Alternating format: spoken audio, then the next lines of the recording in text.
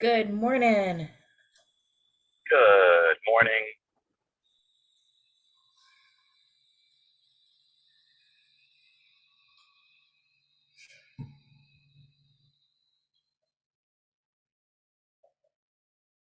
I like Jason's countdown. That's fun.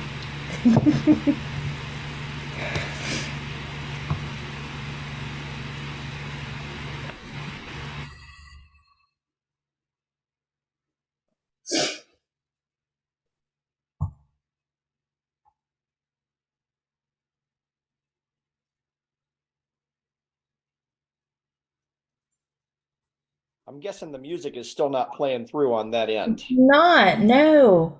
I got to figure out what's going on with that because I'm just dancing here looking like a fool and none of y'all can Love hear it it. though. That's great energy this early in the morning. Yeah. Just Great. jam out to whatever you got. Yeah.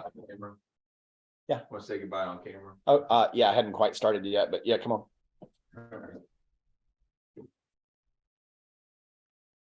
I'm at my parents' house. Hey, Elliot's been on here a few times. He's heading out, hitting the road back to New Orleans. So awesome. Good morning, everyone. Morning. all right. I see you. Yeah. Safe trip. All right, sure. All right, there we go. And that I have got to figure out why my music is not playing anymore. I don't know. We'll figure it out by next week. Time I'll get Or the fiddle out and play music for everybody. you'll get what out? The fiddle? Really? You have a fiddle? Oh yeah. Did you know that Holly Jewell also is a violinist and fiddles around a good bit? No way. I did not know that. She We should play absolutely some is. German polkas together. There you go. My wife desperately wants to learn how to play the fiddle. I got her a really old ass violin last year, and we couldn't find any good lessons yet. So, When you you know say you anybody got in her the a really northern suburbs? yeah, when you say you got a really old ass violin, you mean you got her like an original Stradivarius? I mean, Right? yeah, of course. Are they- Who wouldn't? Found it at a garage sale for $5. That's Awesome. No, awesome. there's a dude who restores old violins, older violins, I guess I should say. So this one's from like 1918 or 1921 or something like that. Mhm. That's great. He lovingly restores them, and I thought it was cool, and it looked like it had some history to it. So Yeah, and I know it can be hard to find fiddle teachers. If she wants to do Irish fiddling, if she's yeah, interested in that, so there's a website called thesession.org, and what you can do from there is look up your town, and there might be a local session, and then that's where you can go to Good for ask him. people. Yeah. okay, And the great thing about Irish music is it's very easy to get into. Like you don't have to be great. You're just playing with people. It's a conversation, not a performance. right. Yeah, and so it's just for those of us that are working adults, it's a very easy way to play music, enjoy music with other people without having the burden of you must practice an hour a day kind of thing. Right. That's awesome. Yeah. Thesession.org, you said. Yeah, here, I'll put it in the chat. I will grab it off the chat when I get to work. Thank you. Yeah, you're welcome. All right, yeah, and we'll give it a few more minutes for a few more folks to join in here. There is also, John, my neighbors are both in ASO, and both of them do violin instruction as well. It's going to be like leaning on pretty classical stuff, but I can connect you to them as well. Yeah, that's cool. Yeah, that'd still be useful for the fundamentals of how to finger violin Yeah, bowing and stuff. Yeah. totally. Yeah, for sure. Yeah, fun. I started in classical, went to Irish. I would say Irish is starting to get institutionalized a little bit more, so that there is kind of some standardization going on and some more class kind of things. Um, there are also music retreats that are like a week or a weekend, and they teach all the way from beginner to super advanced. So from the best players in the world. You can take a beginner lesson with somebody who's absolutely incredible. It's very approachable, just a warm community. It's really nice. But yeah. Yep, and I was actually just about to ask. I know Holly used to give lessons. I'm not sure if she still does. I was just about to ask her that, but I think she's about to drop in here. So Yeah, I would say I give lessons, but I don't have time.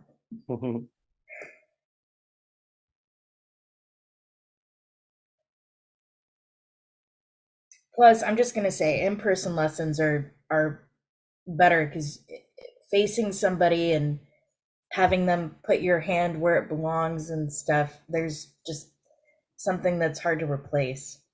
Yeah, that's why we really want to get started with that. Like maybe after you're good, you could do some other stuff virtually, but from zero, in person is Yeah, better. you don't want to form bad habits or anything. Yeah. All right, we got about a dozen people in here now, so let's get started with some introductions and hellos. So, I mean, we've just been kind of chit-chatting along about violin for those who are just joining, because that's what we do here at Product Cough is all violin all the time. Irish fiddling. Yeah, That's our game. yeah. Um, And piracy. oh, I love it. Oh, that's awesome. So, so welcome to Product Coffee. My name's Jason. For those who don't know me, we've got a couple of new faces in here. And so just to kind of give you a little bit of a intro to what we're going to do here for the next few minutes, we'll start our session at the top of the hour. But in the meantime, we're going to take a few minutes to just talk about what's on our mind, get some introductions to some new folks. I am running the show today from my parents' house in Arkansas. I have been over here helping out with some stuff, and so I'm kind of standing in a corner in the dining room. It's not the usual Product Coffee setup. It looks like we've actually got better internet than we've had in a while, so hopefully I'll stay with everybody for the whole session. But if not, just if I drop, just talk amongst yourselves. It'll be fine. So for about the first half hour of Product Coffee, what we do is we just go around and introduce ourselves to those who don't know us, and take a few minutes to get to know each other and talk about whatever's on our mind. And I like to ask the question, what has your attention right now? And that can be really anything product management related or, close to product management related. Maybe you've got something you'd like to celebrate. You've just solved a problem, or maybe you have a big challenge that you're trying to solve and you would love some feedback and thoughts about from other Product Coffee attendees, and would love to hear any questions or ideas that you have. If somebody asks a question or has a challenge, feel free to jump in and introduce yourself. Start with introducing yourself and tell them and tell everybody, give your thoughts and kind of responses and answers. And you may just want to reach out and chat, talk in chat, and connect, offer to connect offline, whatever you're most comfortable with. But let's kind of get into it. If your camera is on, I will invite you to introduce yourself, and I'll kind of work from the people I can remember talking to the least recently to the most recently. And if your camera isn't off, I won't call you on the carpet unless you raise your virtual hand and say, hey, I would like to say hi. I just can't have my camera on. But let's get started with as far as on the call today so far, our very newest Product Coffee Premium member is Mike Jankowski. Mike, say hi. Hey, everyone. I have drinking the coffee and Product Coffee Premium. Started free a couple months back. Allison got me involved, and this community has been awesome. So just looking forward to diving deeper, sign up for Premium, looking forward to the swag and all the good things to come. But yeah, I'm 3 weeks into a new job as a product owner for an insurance marketplace company. My background is in healthcare, so the insurance world is something I'm definitely familiar with. So I'm really enjoying that, and just looking forward to going deeper in the community. But love these weekly check-ins, and based in Philadelphia, Pennsylvania. weather's nice. Hoping to make it to the New Jersey beach this weekend, and we'll take it from there. Awesome. Glad to have you. Welcome. Thanks. And for the last couple of weeks, I have been talking about May 31st being the end of our original pricing for product coffee, and that rate going up at the end of May. Unfortunately, I have not communicated that broadly enough to our audience. I've only kind of mentioned it a couple times on these calls with the intention of getting some additional messaging out. So I'm going to extend that one more month. And at the end of June, we're going to take that product coffee annual membership price. Is going to go, it's currently $249 per year. And that gets you 12 professional development workshops a year and a bunch of other benefits as well. We're going to kick that off. We're going to, that price will now end at the end of June, July 1st. It'll go up to the new price. It'll never go back to the old price. But if you have subscribed before the end of June, you'll be grandfathered permanently into that original rate. So you'll have that $249 a year rate for as long as you remain a member. So if you've been thinking about joining Product Coffee Premium, get it done in June. If you need help figuring out how to expense it with your company, we can help you out with that. And a lot of companies have a training budget that you can actually apply your Product Coffee membership to because of the professional development workshops that we include as part of that membership. So once again, thanks for joining us, Mike. And let's jump over now to another Philadelphia local. Neil, why don't you jump in here and say hello as well? Hi, everyone. Neil Reisenauer, based out of just outside of Philadelphia. I work for a small startup called Limber Health, and we provide home exercise programs digitally. And so one of the things I'm working on, and I would love some feedback, especially in strategy, is today we have these patients that log onto their app and they get one program. And so we really tightly couple a program to a patient. And we're looking at allowing this to expand. We want a patient to be able to see more than one provider, for example. And so we would want them to have more than one program. And so we're effectively calling this new project case management, where we're wrapping a program in a case. And of course, this is going to impact our data structures, our mobile app, our admin portal. It impacts a lot. But without going full EMR, I'm kind of curious, has anybody done any sort of like large scale, features like this? I would love to hear strategy on how you communicate this out to the development team, to stakeholders, how you keep track of any of these like small details that inevitably come up as you really introduce like these big changes. And so I would love to hear any feedback that anybody has on changing, essentially reorganizing your app for this expanded work. So let me make sure I'm playing this back. You're looking to reorganize the app to allow for a greater number of easily accessible. You mentioned plans or features, but essentially features. You're talking about reorganizing the navigation, the layout, and the workflow of your app to allow for more content. Essentially, is that correct? Well, yeah. So right now we tightly couple our content. We allow one program to one patient. And it works great, but if a patient needs two programs because they're seeing two different, providers, that's where it kind of falls apart. And so now we want to go in and offer our app or re-architect our app so that you can have more than one program, more than one case, if you will. But in doing so, like this is monumental change for a small company because there's just a lot of change going on. And I'd love to hear strategy of like, how have others kind of done something like this of keeping things, so far I've been like using user stories to really explain the benefit from the patient perspective, which is great. But then when you start talking about these things, you find all these little details that have to change in the data structure.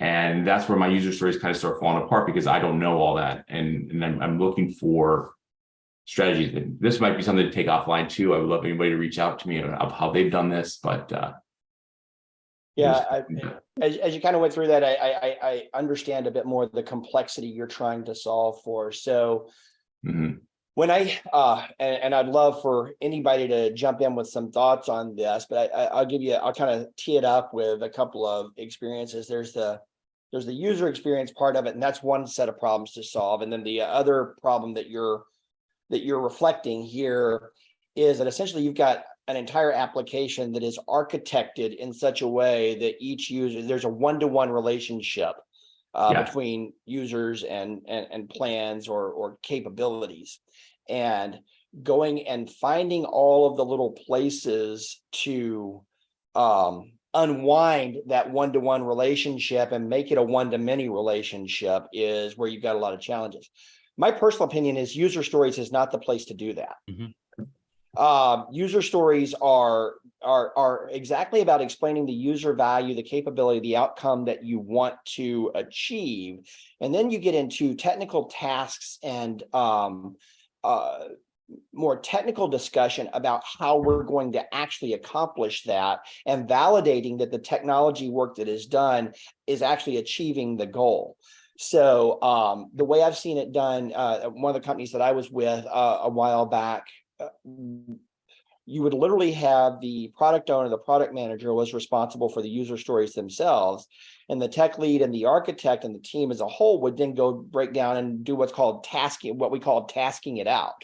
And they would literally go through each of those user stories and break it down into all the component tasks. And if something blew up to be really big, you might look and find, oh, well, this user story is actually an epic. Is there another user story that represents a set of this, or is this just a really massive epic? Now, in the ideal world, Jeff Sutherland will talk about, that user story is something you should be able to complete in at most a single sprint. I've seen some that, because of that kind of relationship, got really big and you didn't complete it within a sprint. It took more than a sprint. I have not seen personally an elegant solve for that specific problem in taking that, a story that becomes massive, but is still representing the fullness of the user value, that it just becomes too big for one sprint. I haven't seen an elegant solution to breaking that out. Maybe somebody else has. I'm going to finally talk over you, Jason, because I've been waiting a long time. You're like, I would like someone to, no, I've been trying to jump in. I would argue that last point, I'm not sure that's a problem that's worth solving. I don't know who thinks they wrote the Bible and said that a story had to be created in a single sprint. GTFO, right? Just get over it. It's not important, right? But there's times that does not matter. I'm sorry, that's a big soapbox for me, because you can spend more hours trying to figure out how to break it down. And there's times that's valuable. I do get that. But unless you are actually planning to release code sprint by sprint to users and have them actually implement it that way, which almost no user on the planet wants. Steve can probably tell us about that, right, Steve?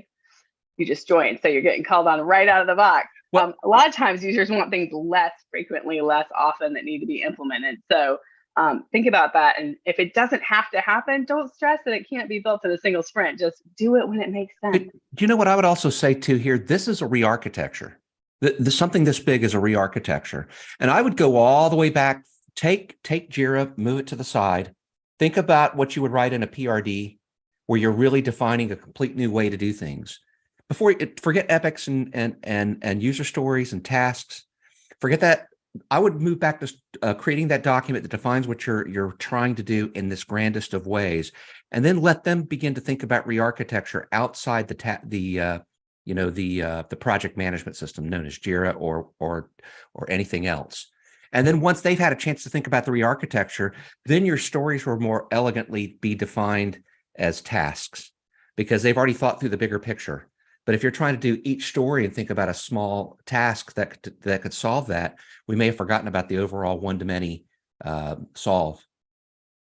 100%, Steve. I think I said in the chat, like, it's got to go back to the entire customer experience journey. I don't know, Neil and we can take this offline, because I have a lot of thoughts. I've literally done this many times.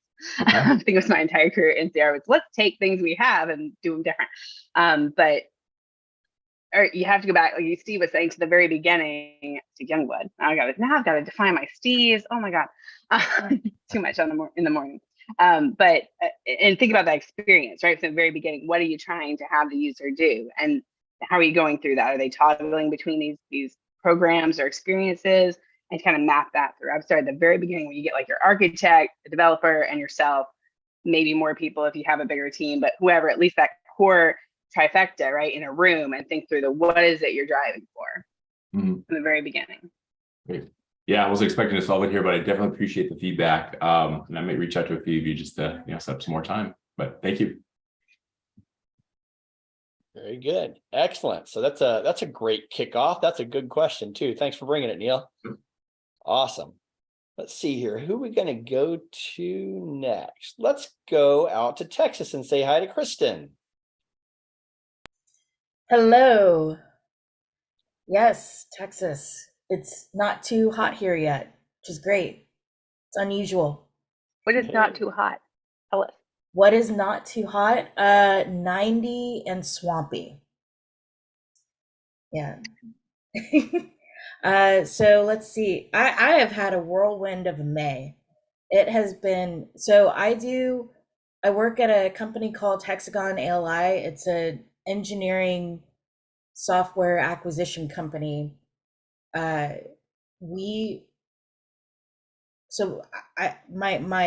basis is I started off in engineering, mechanical engineering, materials engineering, and then became a developer, and now I'm the product manager for the products that I was developing.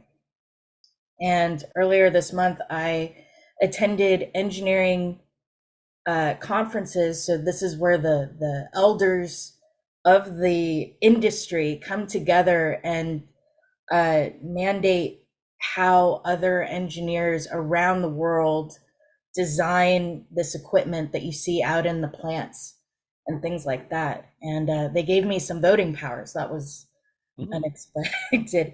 So apparently I'm one of the people that know more things than other people, and I don't think so. But from a software side, it's great because I can do all the QA checks and things that aren't going on right now.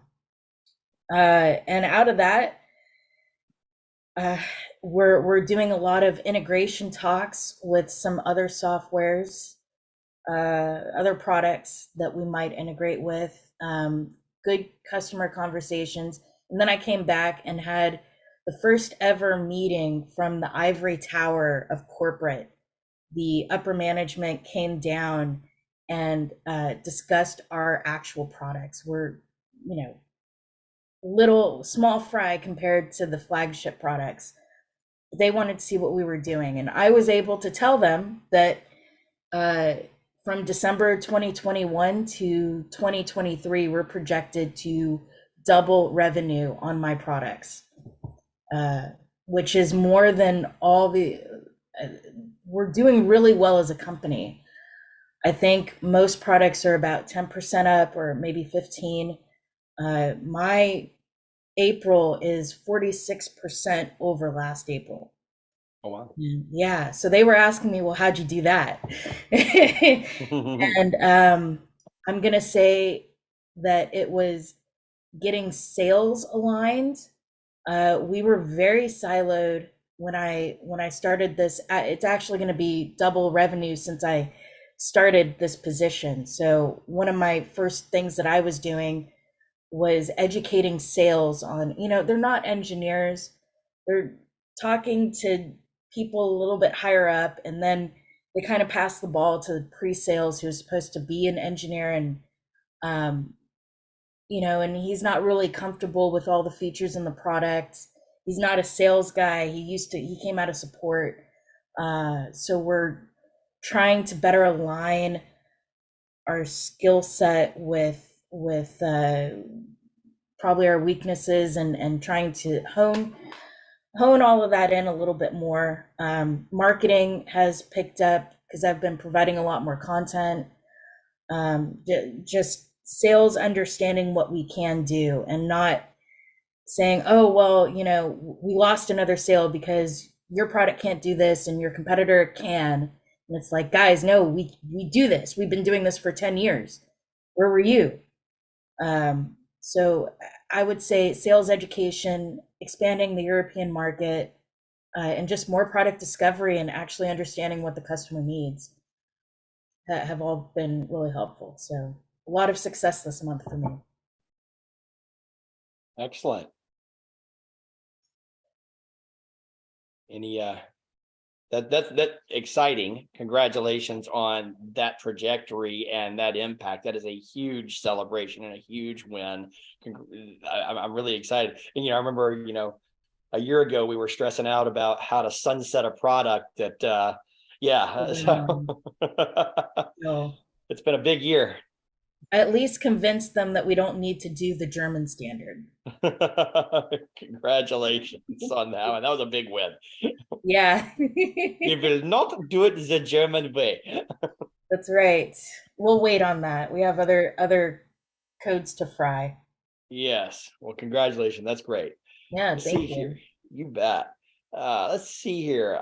We've got Catherine. We haven't heard from you in a little bit. Catherine, why don't you say hello?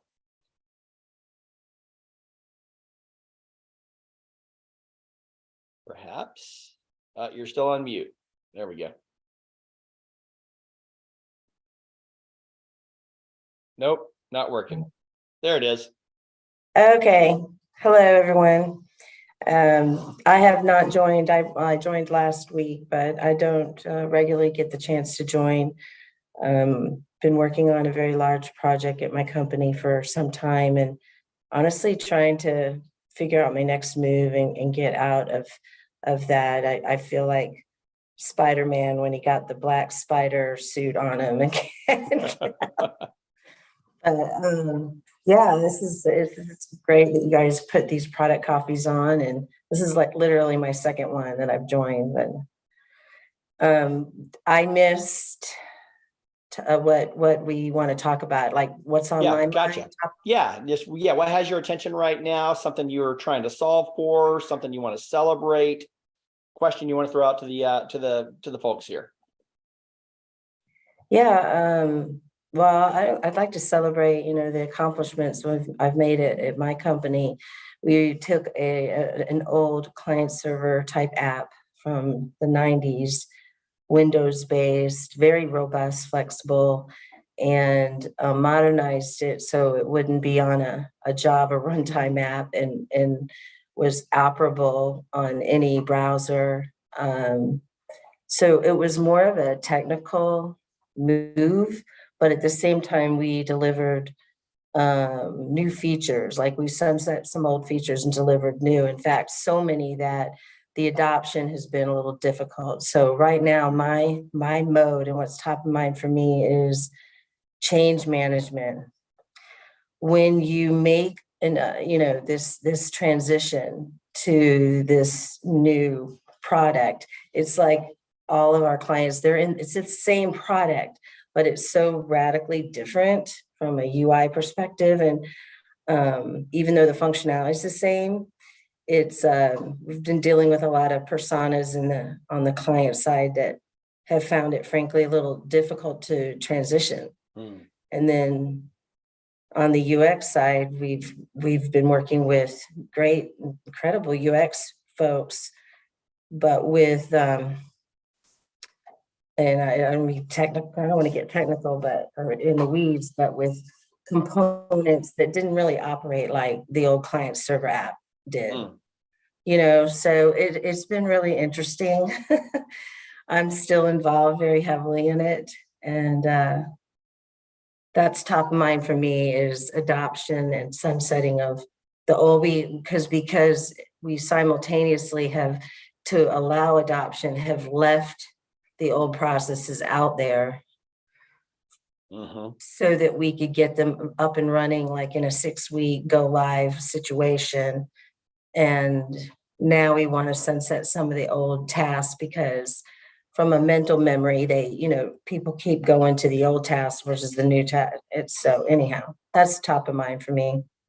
Yeah, absolutely. I dealt with a similar challenge at Silverpop back or an IBM back in the day where we were completely restructuring our front end, reworking the workflows, but people just wanted to fall back to what they knew because in the moment, I just need to get my job done and I don't want to figure out the new thing right now. Yes. Yep. I'm in payroll, so that's very much how it is.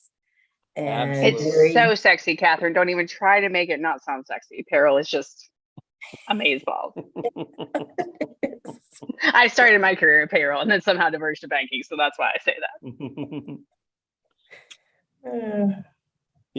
Who's does anybody here have some good experience with just kind of some mental models for thinking through that transition from a completely, from an old interface and application structure to driving people into a completely new workflow structure? And if you've moved from client server, and I'm assuming you've kind of moved to a SaaS product, is that an accurate assumption? So even getting people off of the old platform and to just spend their time in the SaaS platform instead, has anybody kind of been through that in a way that you might have some wisdom to share? I mean, yeah, I've been on that journey for a year now. So the background is that we acquired a European version of our software, and we've been trying to add those features so that we can sunset the other one, and we've met a lot of resistance. And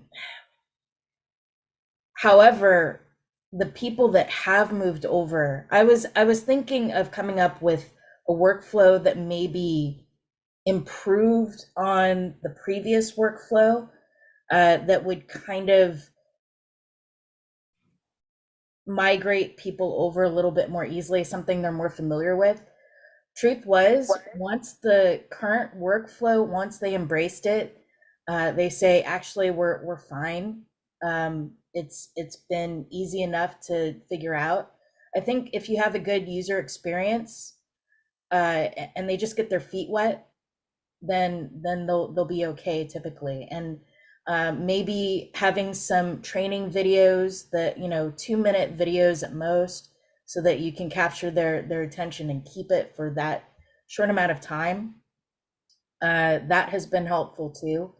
That would be my suggestion. Just let them get their feet wet. Just if you want workflow, yeah.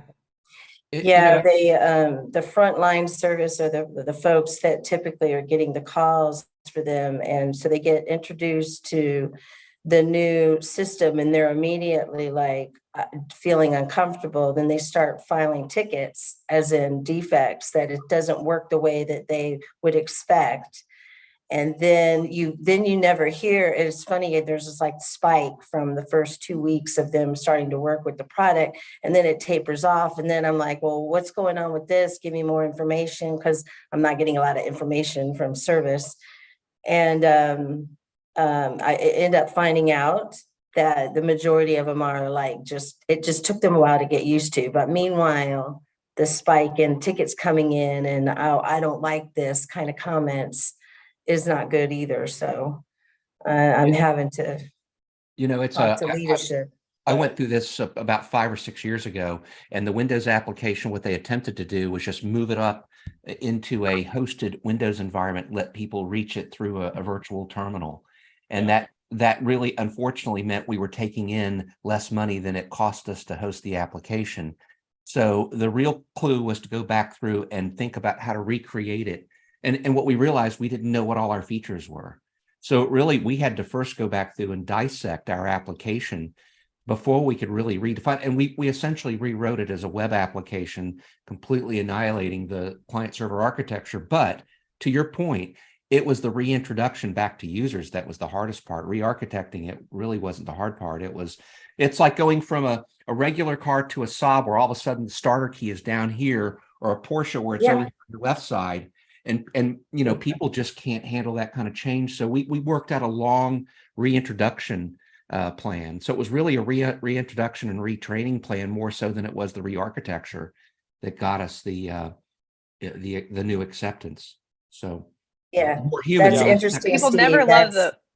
Yeah. Oh, sorry. I say people never love the prior experience till all of a sudden you give them a new one, right? Then they'll tell you everything was fantastic about the thing they've been telling you is total crap for the last 20 years. I wouldn't take real things quickly. I want to jump over to John Mansour and to chime in on this one, and then we need to kind of move on to the main program today. But that's a great one, obviously stimulating a lot of conversation. I noticed Randy had his hand up and a couple of other chat comments going on in the chat. John Mansour, you had your hand up a second ago too, and I'd love to hear what you had to say. Yeah, I went through this when I was in my practitioner days, and I'm going to say a good 50% of my clients, give or take, are going through this same thing. And I think what you have to do is, you look at the old systems were designed for best practices back in their day, right? So you take payroll, and it was designed for whatever best practice in payroll was, 20 years ago.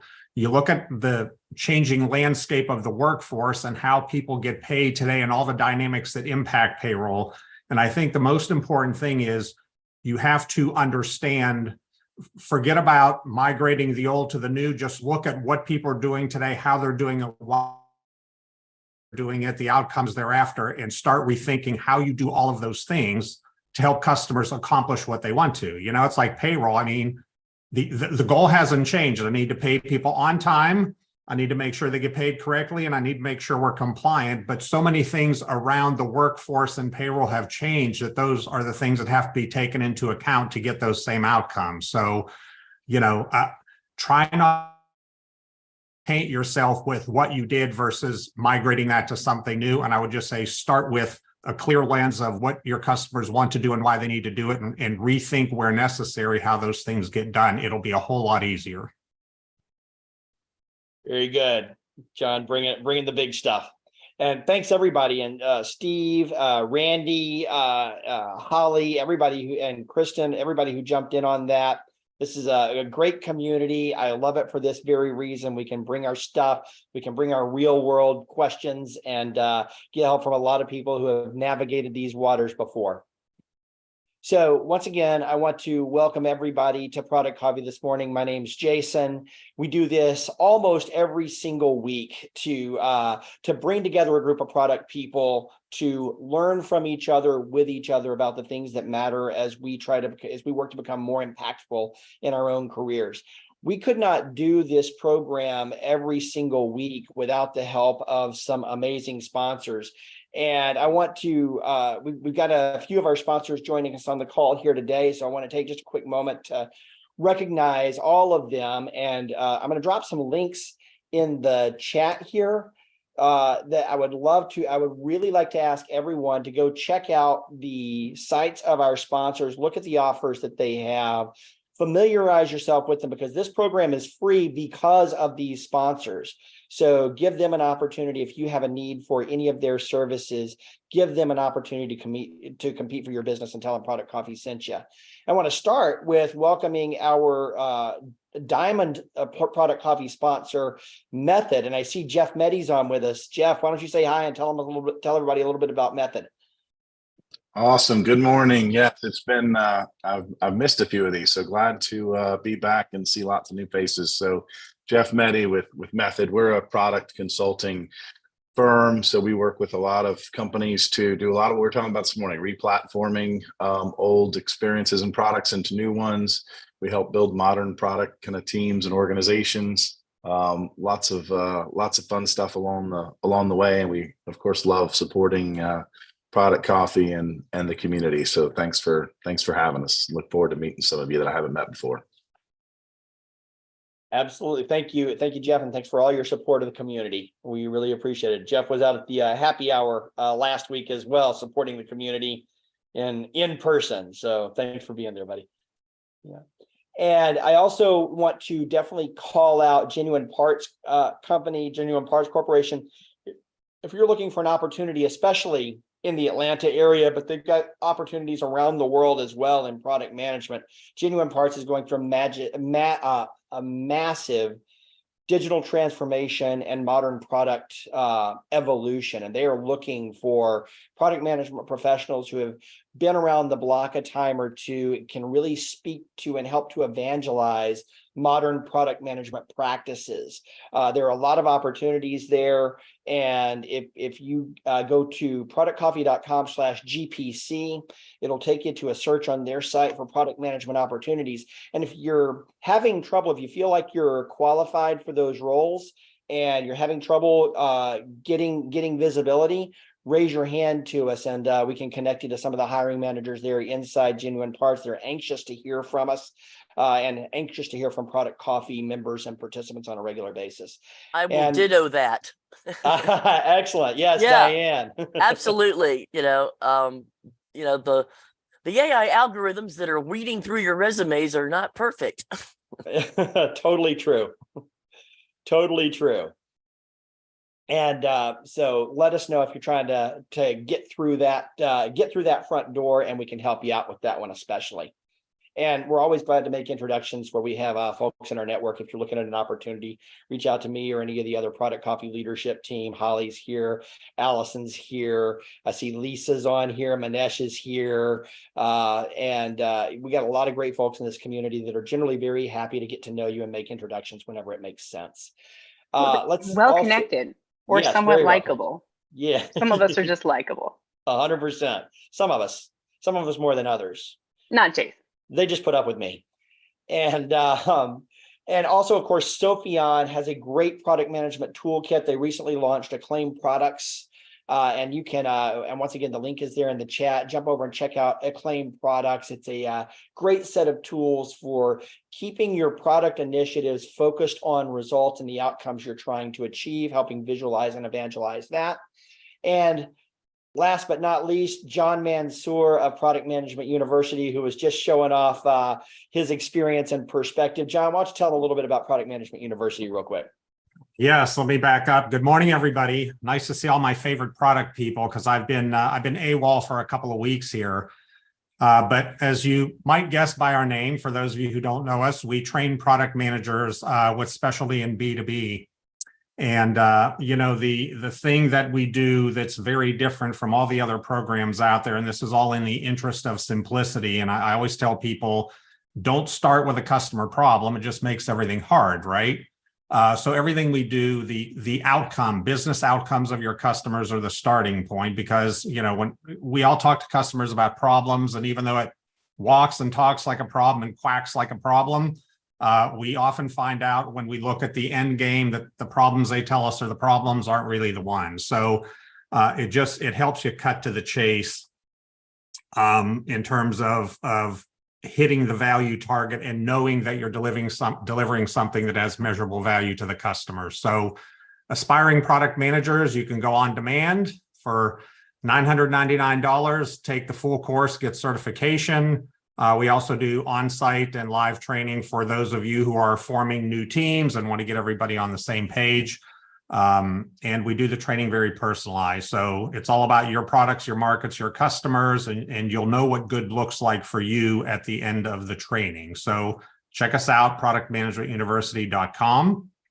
And then the other thing, I'll put two things up in the chat. The first thing is I just published a new ebook on top-down customer discovery. And so I think as a profession, we have a lot of opportunities there to cast a wider net. And I always tell my product management students, discovery ends with your users. It doesn't start there. So get a little different perspective there to understand what's happening a few layers up the food chain, and that'll help direct you to the right users and the right problems and the right outcomes. And the other thing I'll throw up there for all of you who are between jobs and looking for your next opportunity is it's a blog and a resume template for how to do a value-based resume. So you are now the product, and you got to tell people why they want to hire you, not just tell them what you've done. Absolutely. Great advice. And thanks for that resource as well, John. Always bringing it for us. So thank you. All right. So, yep. So I want to give you a couple of heads up about a few things that are coming up this Friday. If you haven't already seen it, we have got the one and only Ravi Mehta is going to be doing a workshop on what shape are you. And if you've ever seen his blog post on the 12 product management competencies, Ravi Mehta is one of the great thought leaders shaping our profession today. He's been known for a lot of different roles. He was the chief product officer at Tinder during Tinder's rise massive rise to success. He has been the executive in residence at Reforge, which many of you are familiar with. It's a great resource for digital learning and community as well. And he's recently started a new company called Outpace to help product managers with private coaching, and he's got some really cool announcements coming up on that front as well. Ravi has put together an overview of key product management competencies and how you should look at those competencies and think about your strengths in each of those areas at different stages of your career based on the different types of product management roles that you are in and would like to take on. We're going to do a workshop with Robbie this Friday to dig in deeply into those competencies, do some self-assessment, and then talk about the implications to your career and how to use that insight to propel your career forward. That workshop is $199. It's open to the public. If you're a Product Coffee Premium member, remember that $250 a year Product Coffee Premium membership at productcoffee.com/premium, you get this workshop and another workshop every single month included in that membership. And that $249 price is going up at the end of June. We're pushing that back 1 month. So you've got until June to lock yourself in for life at that $249 a year for price. And if you'd like help with expensing, with making a case to expense that to your company's training budget, we can help you out with that as well. So just reach out if you'd like some help with that. And then next week, we're going to get back to one of our favorite sessions here at Product Coffee. We do this about once a quarter or so, and we ask our members and our community how did you get into product management? How did you get started in your career? And it's a lot of fun to hear these stories because there's really no one true path to product management, but it's really a great way to get to know people, to let people get to know you and kind of share some experiences. And you'll find a lot of commonalities that maybe you didn't know were there before. It's a lot of fun. Come join us next week. We're back at 11:30 a.m. next week for Product Coffee, 11:30 a.m. Eastern. And bring your war stories, your stories from the trenches, and your origin stories. We'd love to hear them from you. This week, though, we're going to dig into the survey. So if you've been around with us for a little while, back in March, as GPT-4 was released to a limited audience and has been expanding, a lot of the excitement that has been building up around generative AI especially hit a serious crescendo and got very loud and started driving a lot of conversation in the scrum room and in the boardroom about how we might be changing the way we look at a lot of customer opportunities, a lot of problems we're trying to solve, a lot of outcomes we're trying to achieve. And is it time to maybe reevaluate how we're approaching some of these? Or there's some better, more interesting ways to do it? And as we were thinking about that with the Product Coffee team, we wanted to dig in and understand what was on the minds of our community when it came to this topic. And that is what led to today's session. We're going to go through in just a moment. We're going to kind of go through the survey results at a pretty high level, but we're going to spend a few minutes talking about what we learned from that and what we're doing with that knowledge. If you look at productcoffee.com/now, that'll take you to a resources page, and you're going to want to bookmark that page because we're going to drop some additional resources on that page over the next couple of days, including some links to the actual detailed survey results, as well as the presentation deck from what I'm going to show you today. That'll be on there later today. You'll want those resources so that you can kind of go back and reference what we learned from this survey. And if you'd also run over to productcoffee.com/notes, you'll see our Google Doc. And I'd like to ask you to join us in that Google Doc, take notes together, ask questions together.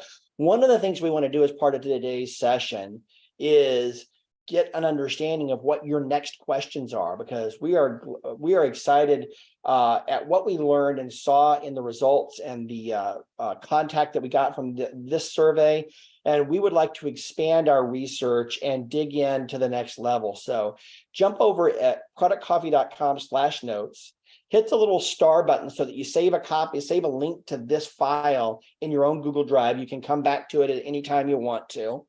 And jot down your thoughts and questions and other questions you'd like to see us dig in and help you find some answers on, both at a qualitative level and at a quantitative level. I'd love to have you join us there. Drop your LinkedIn address as well if you want to connect with folks who come along behind you, and make yourself a little bit easier to find there. So with that being said, let's dig into our session for the day, into our real content for the day. I'm going to pull up my presentation here. I'm going to switch around a little bit throughout the day here. And here. There we go. And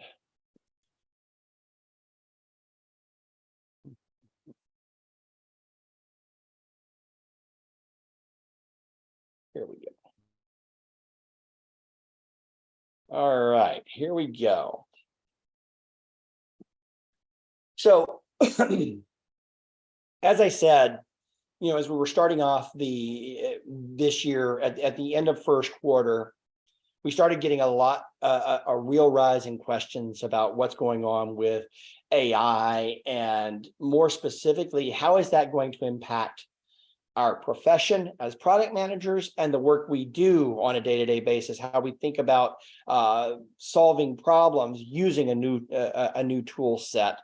And we wanted to take a moment to dig in and go past some of the obvious questions and get past the hype of generative AI and dig into the real questions that are on people's mind, and find out from our audience what you already know, what you're learning, and what you're doing in the AI landscape. And one thing is clearly apparent, and if you look at the news on any given day, if you watch your blog feeds, there is no day that goes by that there isn't some significant revelation related to this space.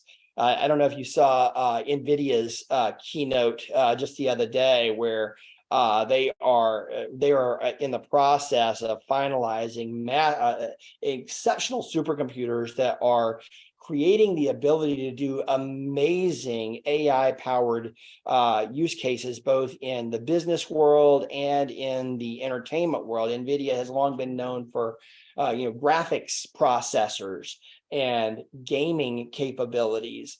And one of the neat demonstrations that they had the other day was video game, the ability to, in a video game, have non-playable characters from inside the game carry on a conversation with a player in a very natural human way, with no pre-scripted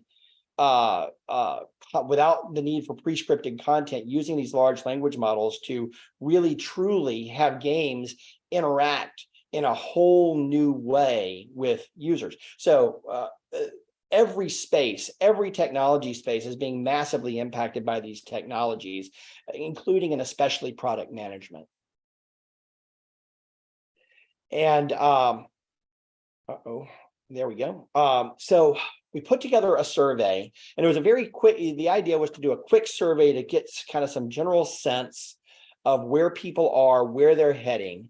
And so we put together a 15-question survey to gather some demographics and some perspectives and some rankings. And we had a bunch of open-ended text questions as well. Distributed that via email and LinkedIn. Many of you are here because you saw the survey posted on LinkedIn. And once you submitted the survey, we asked you to share it with your network as well. And I'm going to ask also, just because I am presenting here, I don't have the chat open the whole time. So if there's anything that comes up in the chat, somebody please, Holly, Manesh, somebody jump in and kind of call out questions for me if you would. Oh, I will. I know you will. Yeah, thank you. So 15 questions, Google survey distributed. After we got done with the survey, let me see, you should, can you all see? No, you cannot.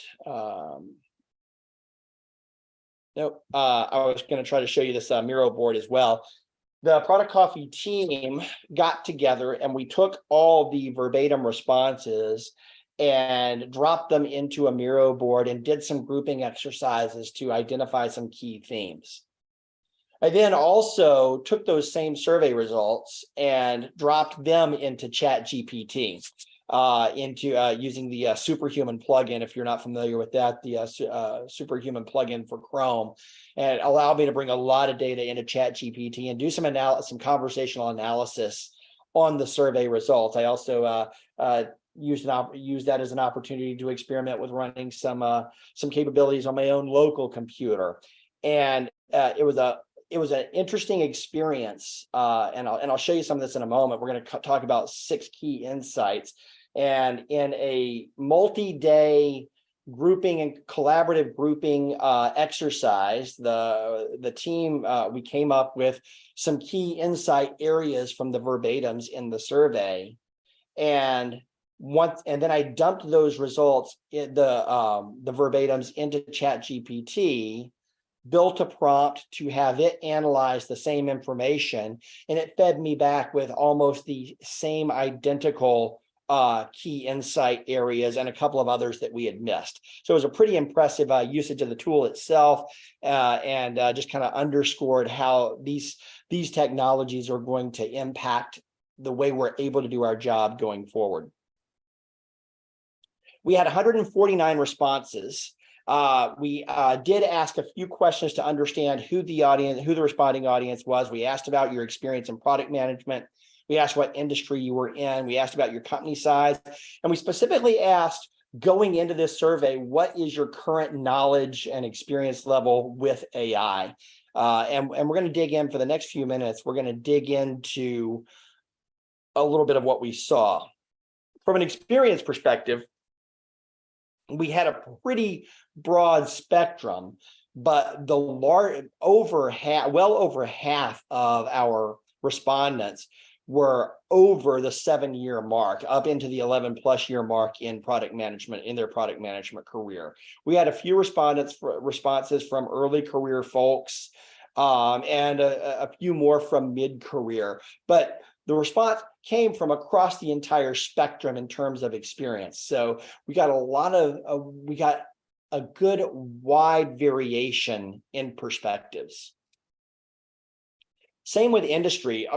Not surprisingly, the bulk of the responses came from the technology space, with a pretty good showing from finance, and a surprising number. I thought we had a really large response from the manufacturing sector, which kind of surprised me. I thought was pretty interesting.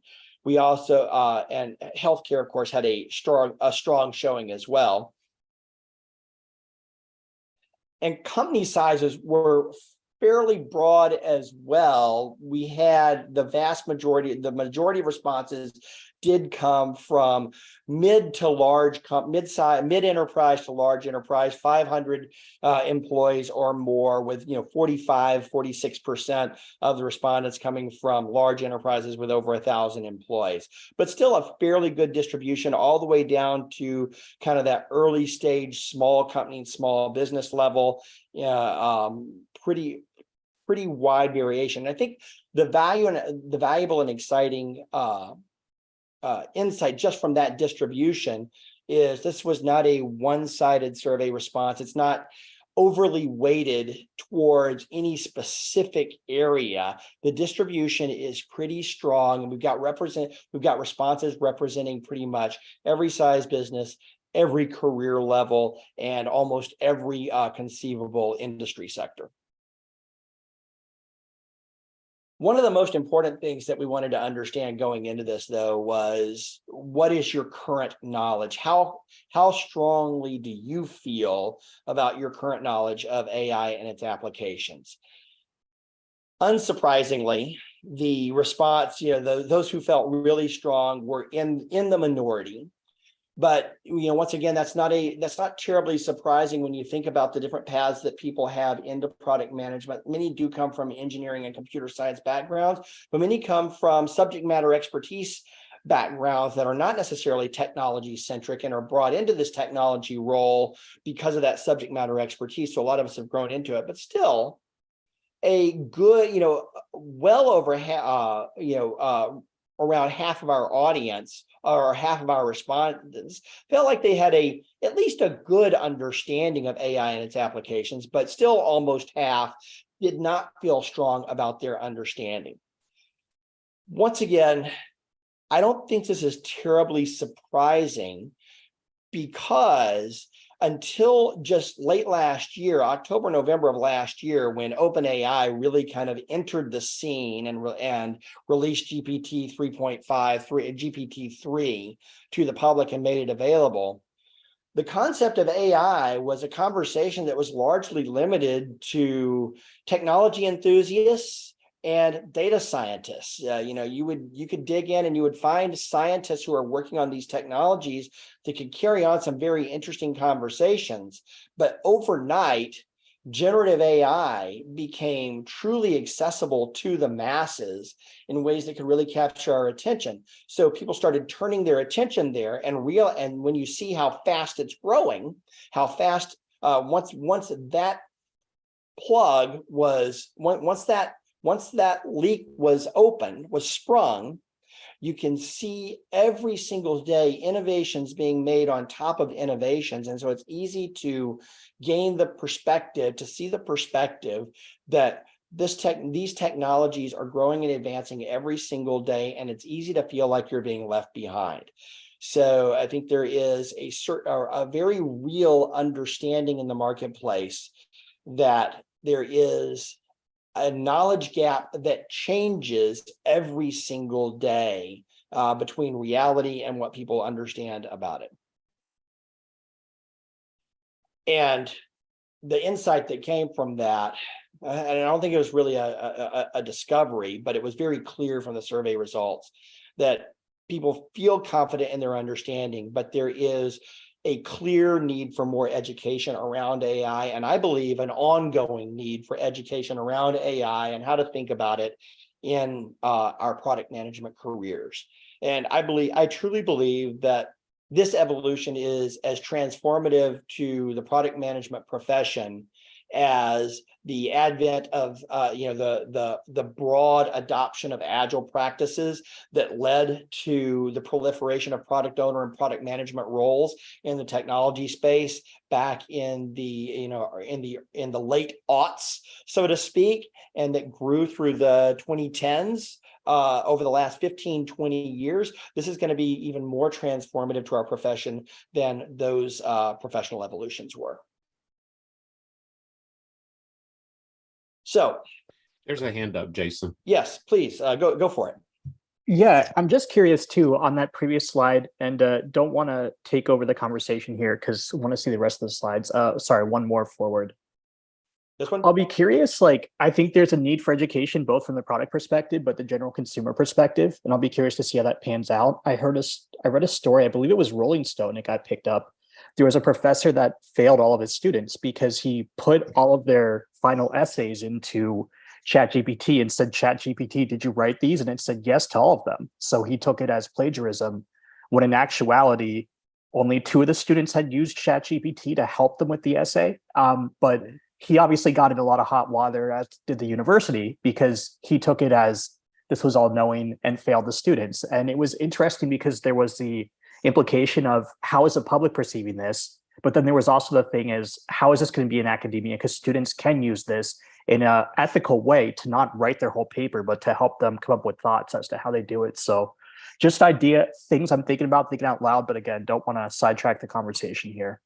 No, I think that's a really great point. I did not see that specific story. And that's another reason that these conversations are going to be so valuable for us and for this community, is because there are so many stories circulating every single day. We can't individually see them all. And that kind of social discovery that we can bring through this community is going to help us all be more aware of interesting anecdotes, cases, and issues that are coming up. There is also a great TED Talk by Sal Khan. Some of you may know that name. If you don't know him by that name, you may have heard of Khan Academy, which is a great learning resource. Started out as a bunch of YouTube videos and has become a massive not-for-profit website designed to help students learn and teachers teach. And he's got a great TED Talk on how they're using AI and how he believes that well-harnessed AI is going to help education in profound ways as well. Specifically, Khan Academy is launching a product that's goal is to give every single student in the world an individualized AI-powered tutor, and give every single teacher in the world an individualized AI-powered teaching assistant. And he demonstrated that on a TED Talk and using GPT-4 technology specifically. And it's a very impressive demonstration. Similarly, Mike, you're right, there's a lot of consumer education that needs to happen, and the horror stories that you see in the news are doing some of the work for that, but demystifying the hype and helping people get to the reality of understanding these are still technically experimental technologies. They just are profoundly useful even they're in their experimental state, but making sure that people understand you have to be very cautious about how you use them, and learning as we go about how to get the right results from them, and watching the evolutions is critically important. And that's a big part of the education. I think that's a great call out. Thanks for saying it, Mike. So one of the things that we asked is, are you currently using AI in any of the products that you manage? And once again, not surprisingly, the majority of our respondents said, no, we're not. We got some interesting verbatim, some of the things that warm your heart to see, going back to John's comments at the beginning of the session today. We're looking to find out if there are opportunities that can be addressed with AI. We're not looking the question of how do we deploy AI because it's the shiny object. At the same time, I've spoken to a lot of product people who are being given mandates from their board and from their leadership. Find a way to incorporate AI because it's a shiny object and don't want to be left behind. So there's definitely a wide swath of perspectives of people who are trying to jump on the bandwagon and people who are trying to say, okay, here's another potential tool in the toolbox. Let's understand it some more. With over half of our respondents saying, no, we're not using it. Still 36% said we are. And the main usages were clustered into things like text analysis and content generation that people are experimenting with, especially with the new generative AI. Predictive modeling and analysis has been around for a while. We've been hearing about that for 10, 15 years in lots of general consumer facing and B2B applications. Same for data extraction and entry, digging through documents to find information. Chatbots and NLP capabilities for customer experience and customer service have been on the scene for a while, and a lot of our respondents are using things like that. Image and video analysis, IBM made some big waves a few years back when they said we're going to turn Watson on to X-rays and start seeing if we can identify, and other medical imaging, and see if we can identify diseases and cancers earlier and earlier and earlier. And that has led to some technologies that are now able to identify certain cancers before they ever become cancers. And those same capabilities are now available. Those same types of technologies are now being used at the consumer level. Adobe, of course, had their announcement a week or two ago to use generative AI to update and change and fill in areas in digital images to make them more real, keep the context to analyze the image that was there and fill in what you couldn't necessarily see, which is pretty interesting, exciting use case. And one of the responses, I mean, there were some specialty use cases out there as well, a lot in the medical field.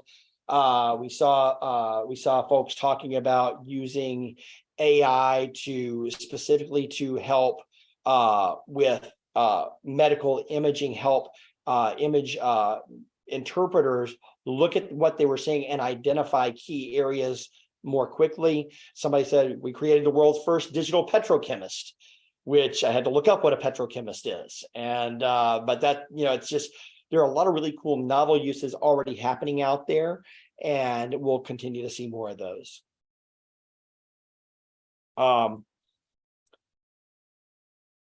Of slightly greater interest Felt to the our need to put a audience. self picture on a slide. What's that? You had to put a picture of yourself on a slide. Why? Yep. Blew my mind, the petrochemist thing.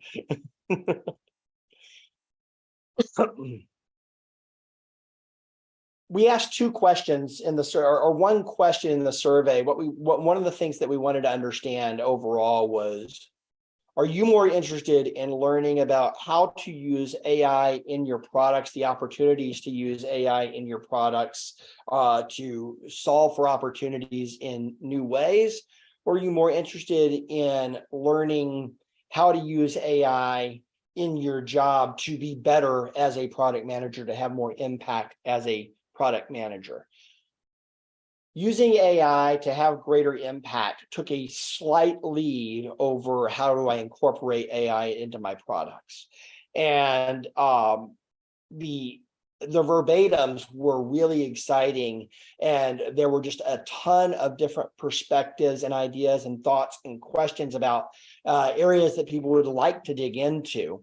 But there was a wide range of tasks represented, everything from customer feedback and analysis to automating different kinds of tasks. And we took away from that a few key insights, and I'm going to share those with you right now. There were really kind of 6 core areas of insight that people were interested in learning more about and felt like were more important and impactful in their careers than others.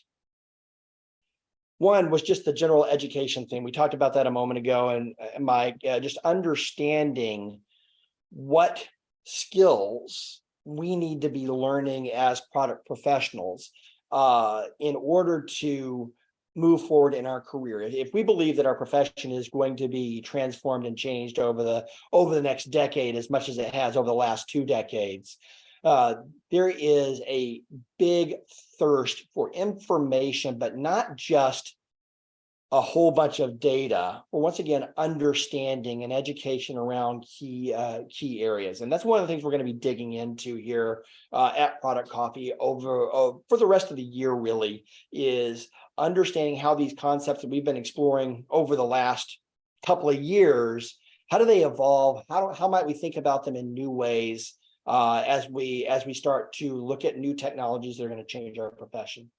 Specifically, there was a lot of interest in tools and applications, understanding, GPT-4 is one tool. And then there are things like Midjourney, and there are things like Bard and Bing, and a whole host. There's a website out there that literally has over 10,000 AI tools that have emerged since last November for people to go dig through and find the things that are useful to them and interesting to them. They range everywhere from consumer applications to business applications.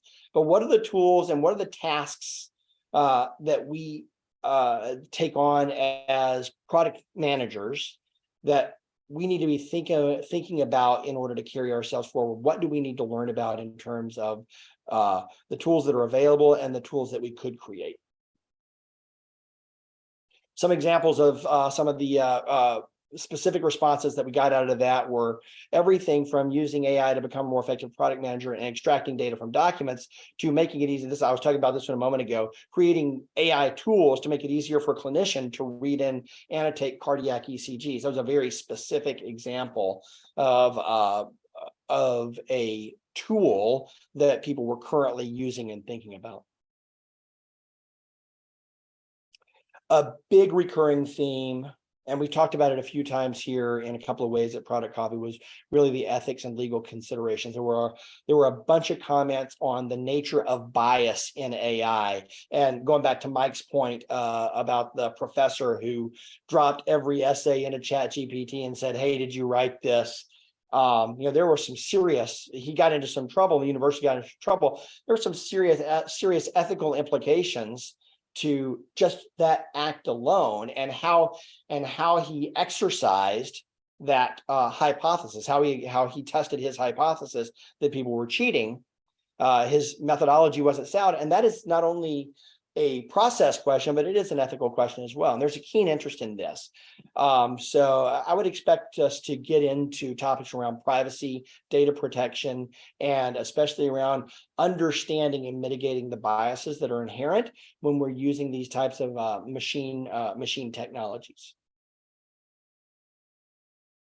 Another, and I know Lisa is probably over there applauding silently in the background. One of the big recurring themes was AI for customer experience, and understanding, having a very clear understanding that these technologies are finally in a state where they can start to allow us to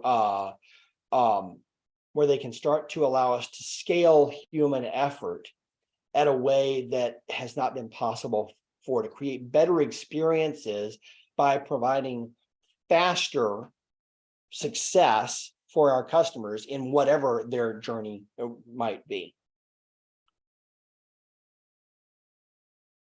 The fifth key insight area was just the overall impact on product management. There's a lot of interest in how it's going to affect what we do from discovery to strategy. And there were quite a few conversations specifically talking about how we can use AI to aid in discovery. But once again, how can we do so in ways that are reliable and are actually a helper?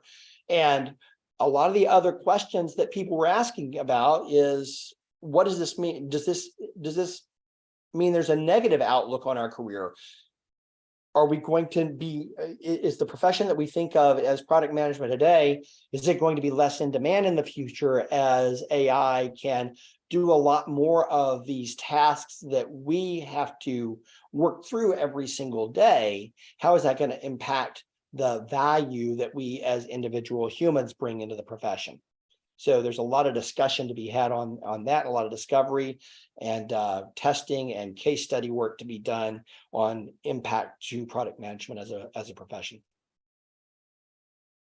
And finally, limitations was the sixth insight, because there was a very keen understanding that at the same time, while there's a lot of hype and there's a lot of excitement and there are a lot of neat opportunities out there, there are some very real limitations today and likely will be far into the future. And there was a real deep desire to understand what those limitations are more, so that once again we can bring more value in helping to close those gaps and develop these tools, take advantage of these tools, use these tools in ways that recognize their own limitations and bring and work side by side with them to create greater outcomes. So those are kind of the big insights that we took away from the survey so far. There are a few other areas, but these were kind of the biggest ones. But the reality is, you can sum it all up by recognizing that there is a huge potential in being opened up by these technologies and their accessibility. And it's not just that they exist, it's that every single person on this call can now go out and for a couple of dollars, literally for a couple of dollars, start experimenting with these technologies in ways that you have been unable to before, which means you can apply your own problems and your own thinking and the outcomes that you're trying to achieve, and identify novel ways to solve for the big questions that you've had in ways that just haven't been available before. But there are a lot of challenges and complexities as well. And the hypothesis, or the foundation of Product Coffee from the beginning, has been that we do this thing called product management better together as a community. And I don't think that's going to change. I think this is an opportunity for this audience and other audiences to work together to advance our profession based on these new technologies and how we can learn together to use them more effectively. So that's what I brought to the table today in terms of the high level overview. I'm going to share this deck with you as well. I've also got in the Product Coffee Premium Slack group, I'll be posting a link later today to the detailed survey responses. Those will be all the verbatims, all the details will be available to Product Coffee Premium members. And I've also got a larger executive summary that we're polishing up, and a couple of other resources with the aggregated survey results that we'll distribute to everybody that was on this call today. It'll be on that resources page, available for everybody to come to in the next several days. I want to do put a little bit more window dressing on it. If you'd like to see the draft before I do that, reach out to me on LinkedIn, email, or Slack, and I'll happily give you a link to the draft while we're working on it. But we'll publish the final copy here in the next few days. So that's kind of laying the foundation. What do you want to know? What are you excited to talk about? What questions does this bring up for you? What are the next things that we'd like to talk about when it comes to this topic? And I'm going to switch off the sharing and come back to the camera.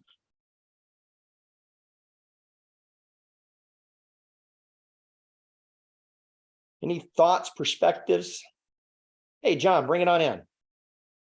Yeah, this is a really exciting time for our profession because there is so much potential out there for AI. And I look at AI as something, it'll be one of the best complements to product management that we have seen in years, in terms of what it'll help us do, and since I'm on the discovery bandwagon here recently, and I think this is true right now, I'll give you the good and the bad. And I think somebody alluded to it earlier, right? So Diane, I think you were talking about payroll earlier, right? So if we're going to use AI, something like ChatGPT to help us do marketing, customer discovery, I think that can be tremendously helpful right now, right? So it's, we wouldn't go out to ChatGPT and say, tell me what the biggest problems are with payroll managers. We would want to know what chief human resource officers are losing sleep over and why, or what their top priorities are, and see where payroll has relevance, right? Before we get to, what are the biggest problems we need to solve in payroll. So I think from that whole top-down discovery thing, ChatGPT can aggregate tons of information out there on the market and present a lot of that research back to you, right? You still have to comb through it, but it's a shortcut to figure out what senior executives who are over your product function are thinking about, to really help you sort of start thinking about priorities and vision and strategy and all those sorts of things. Now, on the downside, so I have an SEO expert who will go out there and look for hot topics and keywords, and we use it as sort of a funnel to figure out what kind of blog articles I'm going to write. But what it does along the lines of the whole plagiarism thing is it'll go out there. So you'll have it go out there and just, grab some content around a product backlog or a roadmap. It basically plagiarizes content from a whole bunch of articles out there to create an outline for a blog that, potentially I should write. So I see some of this stuff and you can tell it was written by someone who's a professional in our industry. So I go out there and I'll Google phrases and it'll take me to exact articles. I'm like, okay, I can't write this stuff. I'm plagiarizing other people's articles, right? So you got to take a different approach. Yep. So, be careful how you use it. But I think, as we learn more and as AI matures, and there's going to be 1,000 ChatGPTs out there in a very short period of time, I think we just need to figure out how and where to use it to complement what we do or to make things we do easier. And I've been asking lots of folks out there if and how they're using it, getting some really good examples. One of my friends who heads up a team of business development reps who are, filling the pipeline, he said they're using ChatGPT. So whatever software they use to do the calls with prospects, they use ChatGPT to summarize the call. So their software will transcribe the voice conversation. They use ChatGPT to sort of summarize it. So their BDRs can send a follow-up email summarizing the call, which they don't do now because it takes so much time to do it, right? So ChatGPT gives them an outline of the call summary. They obviously have to tweak it, but they start sending follow-up emails to their phone conversations, and it helps build and accelerate the qualified leads in the pipeline. So to me, that was a really good example of how someone is using it to do something they're not able to do now because of the time constraint. And lots of other ones I'm hearing now where people are actually making good use of it for what it is now without putting proprietary intellectual property out there or doing all the crazy things that we don't yet know what's going on when we throw something out to Chat GPT, right? Yep. And a lot of it comes from experience using the tool to understand. And once again, recognize it is an experimental tool. It is rate limited for a reason. It's processor intensive, and it gets a lot of things wrong. There's a kind of a side chat going on over here about some of the thing about how I used, and I'll be happy to demonstrate it on another call, maybe, how I used ChatGPT to develop this survey. It didn't do all the work, but it certainly helped me with a lot of work, analyze the survey results, how I tested its analysis against human analysis, and then help to aggregate those results and put together a lot of this presentation just through kind of collaborative exercise. And using these tools, finding their faults is the way you learn how to use them well and effectively. And that's the one that I've spent most of my time on. And I've got a lot of colleagues over at Method who I know are spending time with other tools as well. But Allison has had her hand up for a minute. So I want to jump over here and let Allison jump in here with her thoughts and questions. Yeah, thanks, Jason. So I think I'm going to dogpile on your sentiment there. I know Ben was also had his hand up and perhaps answer some of the questions. Just a shameless plug. I know Manesh, you dropped a link earlier. Our Product Coffee Book Club is actually exploring a summer series. We know folks take vacations. The commitment to read a whole book can be challenging, and we're going to be looking at some of these topics that you've covered today. How can I get started in using it for good? Where can I help it? Help build my career as a PM. And so look for that in the next couple of weeks. We should have some information around dates and times, shorter sessions, not shorter sessions in terms of length of time we're talking together, but rather than taking 6 or 7 weeks to discuss a book, we might take 1 or 2 to talk about a couple of these concepts, which might be a nice way to get started if you're a little book club curious. So we look forward to sharing that information with you all. You can certainly check us out at productcoffee.com/book club. Excellent. Thank you, Allison. Ben. Yeah. So discussion about ways using Chat GPT can go wrong. Something that, talking about discovery, I found out the hard way. So I'm leading a UX reimagined initiative. And I asked ChatGPT, I said, is there a correlation between an improved UX and B2B SaaS sales? I elaborate on my prompt. I said, I'm looking for specific studies. Please provide links to these studies with specific outcomes, etc. So ChatGPT returned about 5 paragraphs, and said, here's a case study from Adobe that says improved UX can contribute to a 56% increase in sales. And here's the link to it. And here's something from Envision and usertesting.com. Gave me about 4 different links with specific data. It turned out that everything was made up. So I would copy and paste the links into my browser, and the links were structured. For example, for Adobe, they have a section on their marketing page around all these case studies. The links were the same format as all the links to case studies there. The summaries were in the same format. The data was just made up. So ever since then, I've been very careful. And by very careful, I mean not at all using Chat GPT for discovery. Yeah, it's so definitely, Oh, I was just going to say, I'm curious if anyone else has had better luck using it for discovery and how they went about doing it. I have recently been, I did some light product research for a new client. That right, we would have just, started asking questions ourselves and started exploring what would come back on Google.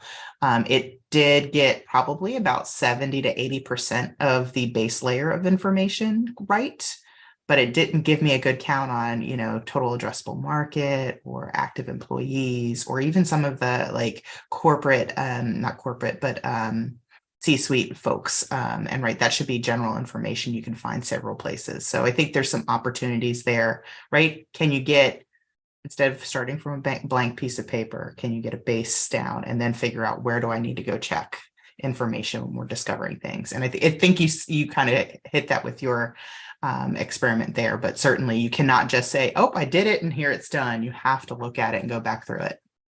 I know I tried it with going through requirements, questions I was going to ask not only clients, but people like external SSO, right? It's like we all know it. There's plenty of things that I've even done it before, but I just went in and did a couple of different prompts and it popped up a couple of questions. I'm like, oh yeah, that's right. I should ask about that. So it was a good starting point to just get my brain going of other ideas and things to ask. Yep. One thing that I read a thing early on in my experimenting, and I had a similar experience, Ben, asking it to give me sources for its responses, and recognizing your specific experience. It's kind of interesting, the Adobe URL structure. Well, GPT is a language learning model, and what it's doing is it's understanding the structure of language and how to string different concepts together to convey meaning. So I can actually see a path as to why it would say, okay, well, if Adobe were going to have an article, this is what an Adobe URL would look like, and this is the kind of structure that it would have, because that would be kind of the probabilistic response, probabilistic determination of what Adobe would tell you, which is really interesting. But I saw a thing very early on in my experimentations, just an admonition. ChatGPT is not a search engine. Don't use it as a search engine. It is not Google. It is not Bing. Google is Google and Bing is Bing. If you look at a tool like Bard or Bing, both of those tools are actually pulling search results and then applying a language model on top of them to make meaning out of the results that they give you, as opposed to GPT, which is making meaning out of your question and your prompt and trying to probabilistically give you a response to that question based on what is likely to be a good answer. And that's an oversimplification. I am not a data scientist, but that's my layman's terms way of looking at it. But that goes back to Mike's comment earlier about really understanding how do we really need to look at these different tools? What are their strengths and what are their weaknesses? So, not a data scientist. He just plays one on TV. And I did stay or at a YouTube Holiday live Inn. stream. Yeah. And I did stay at a Holiday Inn Express one time. Yeah. All right. And that brings us to the top of the hour. I want to thank everybody for joining us today. Once again, bookmark productcoffee.com/now. That'll take you to the actual link. We'll have the slide deck from today on that site for you to download. We'll have the summary results, the aggregated results of the survey on that link as well. And Product Coffee Premium members, productcoffee.com/premium, we will drop the detailed survey responses into Slack later today for you as well. So thanks everybody for joining us. It was great to see you. Have a great week. We'll see you next week for how I got into product management.